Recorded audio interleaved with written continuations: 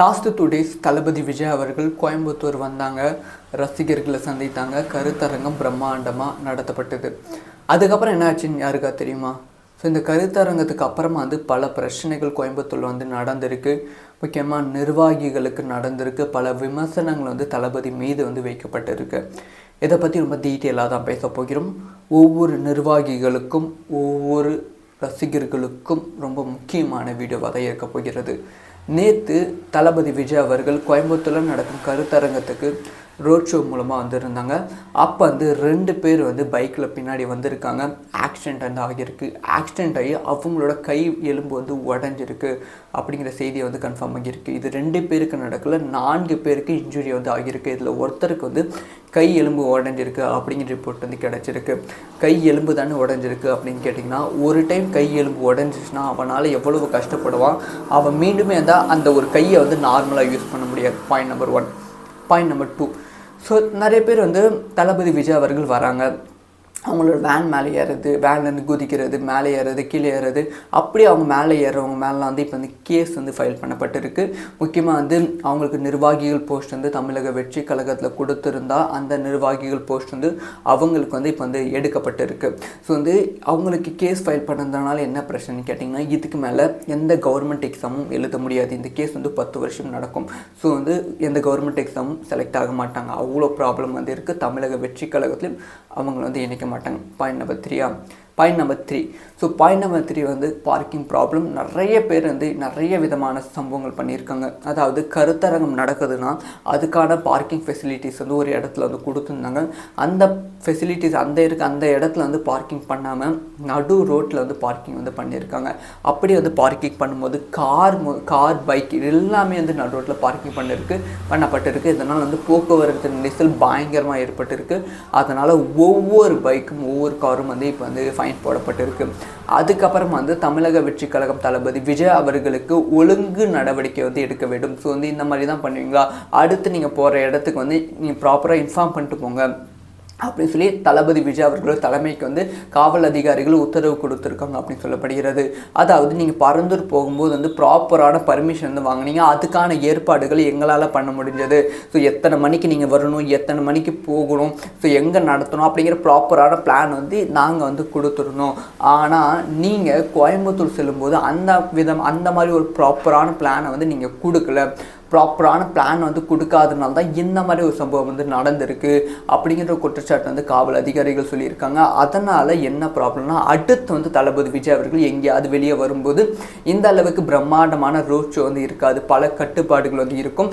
எத்தனை மணிக்கு வரணும், அதாவது பரந்தூர் பணம் பார்த்தீங்களா, 1 மணி நேரம் தான் நீங்கள் பேசணும் அப்படிங்கிற கட்டுப்பாடில் இருந்தது பார்த்தீங்களா. அந்த கட்டுப்பாடு இதுக்கு மேலே நிறையவே இருக்கும். ஸோ இதனால் அடுத்தடுத்து தளபதி விஜய் அவர்களுக்கு பிரச்சனை தான் உருவாகும். இதெல்லாம் நான் எதுக்கு சொல்கிறேன் அப்படின்னு பார்த்தீங்கன்னா, தளபதி விஜய் அவர்கள் இப்போதைக்கு ஹீரோ கிடையாது, இஸ் அ லீடர். ஸோ தமிழக வெற்றி கழகத்தோட தலைவர் விஜய் அவர்கள் பரந்தூர் சென்றிருந்தாங்க, சென்னைக்கு வந்தாங்க.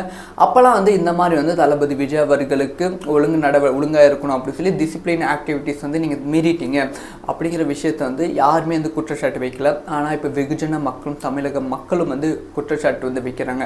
முக்கியமாக அவங்க சொல்கிற ஒரு பாயிண்ட் என்னென்னா, இவங்களை நம்பி நாங்கள் எப்படி ஓட் போட முடியும், அதாவது தளபதியை நம்பி சொல்லலை, தமிழக வெற்றி கழகத்தை நம்பி நாங்கள் எப்படி ஓட் போட முடியும், தளபதியை ஜெயிக்க வைக்க முடியும், அதுக்கப்புறம் உங்களை எப்படி நம்ம நம்ப முடியும் அப்படி சொல்லி பல பேர் கோயம்புத்தூர் ஈவெண்ட்டுக்கு அப்புறமா பேசுகிறாங்க.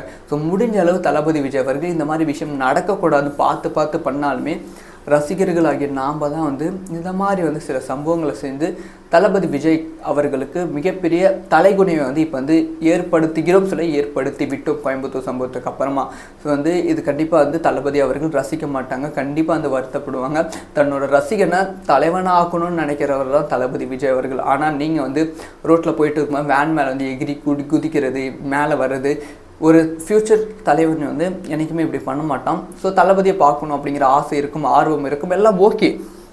ஆனால் அது ப்ராப்பராக இருக்கணும். ஸோ குழந்தைத்தனமாக இருக்கக்கூடாது, மெச்சூரிட்டியாக இருக்கணும். நீங்கள் ஃபேன்ஸ் கிடையாது, you are the leaders, future leaders, அதுக்கேற்ற மாதிரி இருக்கணும். இது எல்லாமே தளபதி மனசில் பயங்கரமாக ஓடிக்கொண்டு இருந்தது, என் மனசுலையும் ஓடிக்கொண்டு இருந்தது. அதை ஷேர் பண்ணியிருக்கேன். நான் சொன்ன ஏதாவது லாஸ்ட் 2 டேஸ் தளபதி விஜய் அவர்கள் கோயம்புத்தூர் வந்தாங்க, ரசிகர்களை சந்தித்தாங்க, கருத்தரங்கம் பிரம்மாண்டமாக நடத்தப்பட்டது. அதுக்கப்புறம் என்ன ஆச்சுன்னு யாருக்கா தெரியுமா? ஸோ இந்த கருத்தரங்கத்துக்கு அப்புறமா வந்து பல பிரச்சனைகள் கோயம்புத்தூரில் வந்து நடந்திருக்கு. முக்கியமாக நிர்வாகிகளுக்கு நடந்திருக்கு. பல விமர்சனங்கள் வந்து தளபதி மீது வந்து வைக்கப்பட்டிருக்கு. இதை பற்றி ரொம்ப டீட்டெயிலாக தான் பேச போகிறோம். ஒவ்வொரு நிர்வாகிகளுக்கும் ஒவ்வொரு ரசிகர்களுக்கும் ரொம்ப முக்கியமான வீடியோவாக தான் இருக்க போகிறது.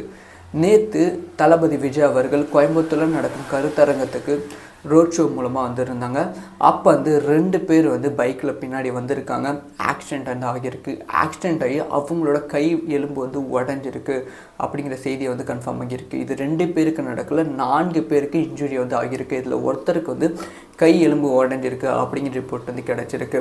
கை எலும்பு தானே உடஞ்சிருக்கு அப்படின்னு கேட்டிங்கன்னா, ஒரு டைம் கை எலும்பு உடஞ்சிச்சுன்னா அவனால் எவ்வளவு கஷ்டப்படுவான்.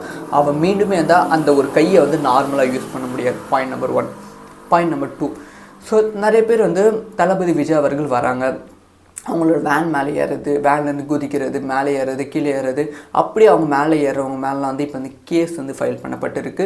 முக்கியமாக வந்து அவங்களுக்கு நிர்வாகிகள் போஸ்ட் வந்து தமிழக வெற்றி கழகத்தில் கொடுத்துருந்தா அந்த நிர்வாகிகள் போஸ்ட் வந்து அவங்களுக்கு வந்து இப்போ வந்து எடுக்கப்பட்டிருக்கு. ஸோ வந்து அவங்களுக்கு கேஸ் ஃபைல் பண்ணதுனால என்ன பிரச்சனைன்னு கேட்டிங்கன்னா, இதுக்கு மேலே எந்த கவர்மெண்ட் எக்ஸாமும் எழுத முடியாது. இந்த கேஸ் வந்து 10 வருஷம் நடக்கும். ஸோ வந்து எந்த கவர்மெண்ட் எக்ஸாமும் செலக்ட் ஆக மாட்டாங்க. அவ்வளோ ப்ராப்ளம் வந்து இருக்குது. தமிழக வெற்றி கழகத்திலும் அவங்க வந்து இணைக்க மாட்டாங்க. Point number 3.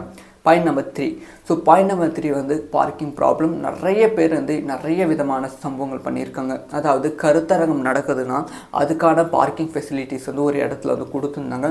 அந்த ஃபெசிலிட்டிஸ் அந்த இடத்துல வந்து பார்க்கிங் பண்ணாமல் நடு ரோட்டில் வந்து பார்க்கிங் வந்து பண்ணியிருக்காங்க.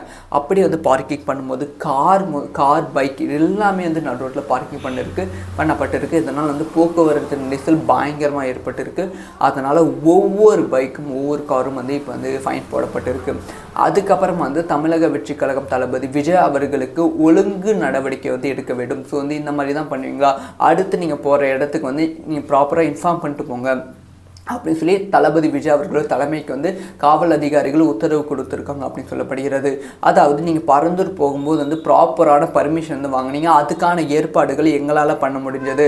ஸோ எத்தனை மணிக்கு நீங்கள் வரணும், எத்தனை மணிக்கு போகணும், ஸோ எங்கே நடத்தணும் அப்படிங்கிற ப்ராப்பரான பிளான் வந்து நாங்கள் வந்து கொடுத்துருந்தோம். ஆனால் நீங்கள் கோயம்புத்தூர் செல்லும்போது அந்த மாதிரி ஒரு ப்ராப்பரான பிளானை வந்து நீங்கள் கொடுக்கல. ப்ராப்பரான பிளான் வந்து கொடுக்காதனால தான் இந்த மாதிரி ஒரு சம்பவம் வந்து நடந்திருக்கு அப்படிங்கிற குற்றச்சாட்டு வந்து காவல் அதிகாரிகள் சொல்லியிருக்காங்க. அதனால் என்ன ப்ராப்ளம்னா, அடுத்து வந்து தளபதி விஜய் அவர்கள் எங்கேயாவது வெளியே வரும்போது இந்த அளவுக்கு பிரம்மாண்டமான ரோட் ஷோ வந்து இருக்காது. பல கட்டுப்பாடுகள் வந்து இருக்கும். எத்தனை மணிக்கு வரணும், அதாவது பரந்தூர் பணம் பார்த்தீங்களா, 1 மணி நேரம் தான் நீங்கள் பேசணும் அப்படிங்கிற கட்டுப்பாடெலாம் இருந்தது பார்த்தீங்களா. அந்த கட்டுப்பாடு இதுக்கு மேலே வந்து நிறையவே வந்து இருக்கும். ஸோ இதனால் வந்து அடுத்தடுத்து தளபதி விஜய் அவர்களுக்கு பிரச்சனை தான் வந்து உருவாகும். இதெல்லாம் நான் எதுக்கு சொல்கிறேன் அப்படின்னு பார்த்தீங்கன்னா, வந்து தளபதி விஜய் அவர்கள் இப்போதைக்கு ஹீரோ கிடையாது, இஸ் அ லீடர். ஸோ வந்து தமிழக வெற்றி கழகத்தோட தலைவர் விஜய் அவர்கள் பரந்தூர் சென்றிருந்தாங்க, சென்னைக்கு வந்தாங்க. அப்போல்லாம் வந்து இந்த மாதிரி வந்து தளபதி விஜய் அவர்களுக்கு ஒழுங்காக இருக்கணும் அப்படின்னு சொல்லி டிசிப்ளின் ஆக்டிவிட்டீஸ் வந்து நீங்கள் மீறிட்டீங்க அப்படிங்கிற விஷயத்தை வந்து யாருமே வந்து குற்றச்சாட்டு வைக்கல. ஆனால் இப்போ வெகுஜன மக்களும் தமிழக மக்களும் வந்து குற்றச்சாட்டு வந்து வைக்கிறாங்க. முக்கியமாக அவங்க சொல்கிற ஒரு பாயிண்ட் என்னென்னா, இவங்களை நம்பி நாங்கள் எப்படி ஓட் போட முடியும், அதாவது வந்து தளபதியை நம்பி சொல்லலை, தமிழக வெற்றி கழகத்தை நம்பி நாங்கள் எப்படி ஓட் போட முடியும், தளபதி ஜெயிக்க வைக்க முடியும், அதுக்கப்புறம் உங்களை எப்படி நம்ம நம்ப முடியும் அப்படி சொல்லி பல பேர் வந்து கோயம்புத்தூர் ஈவெண்ட்டுக்கு அப்புறமா வந்து பேசுகிறாங்க.